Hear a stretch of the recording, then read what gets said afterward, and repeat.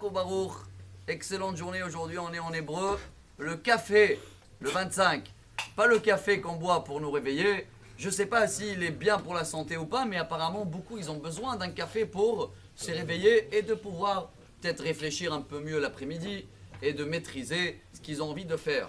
Pour cela, chers amis, après qu'on a compris que notre paracha parle de la santé au début dans la première montée, Hachem nous donne une garantie pour soigner les soucis de santé et qu'à la fin de la paracha même, il nous enlève les soucis de santé, qu'il n'y a pas du tout des problèmes ou des maladies. Mais là, on a parlé du corps. Aujourd'hui, dans la montée du jour, la 5e, la Torah elle nous garantit aussi le médicament, ou si vous voulez la santé, mais de la spirituelle, de l'âme, de l'esprit.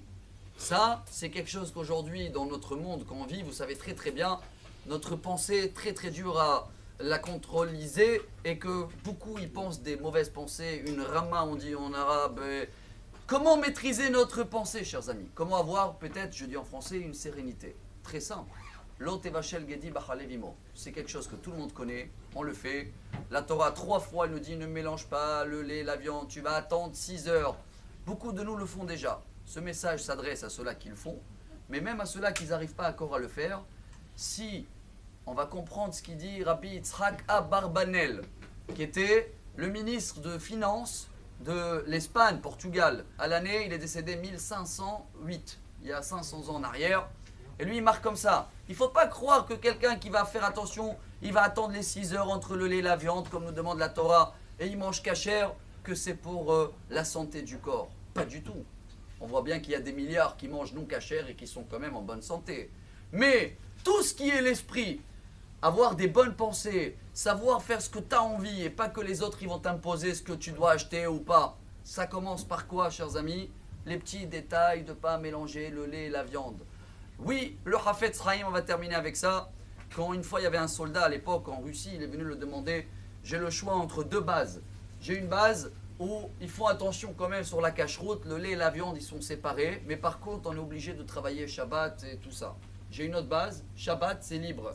Mais ils ne font pas attention entre le mélange de lait et la viande. Qu'est-ce qu'il a dit, le Hafetz Chaim?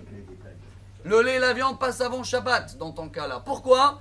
Tout commence de l'intérieur. On termine avec le roi David dans le Télim que tout le monde connaît, 40 Télim. Vetoratra betoch me'ai. La Torah commence à l'intérieur, dans le ventre. C'est quoi? La nourriture cachère. Alors oui, à partir d'aujourd'hui, on se reforce sur ce point que la Torah nous répète cette semaine. Chacun de nous, il a mangé de la viande, tu attends 6 heures. Qu'est-ce que tu vas gagner? D'abord, 1, Dieu il te demande.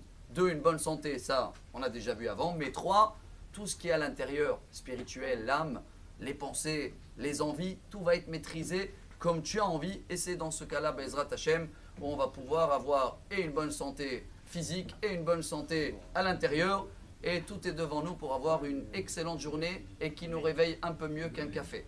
Amar Rabbi Elazar, Amar Rabbi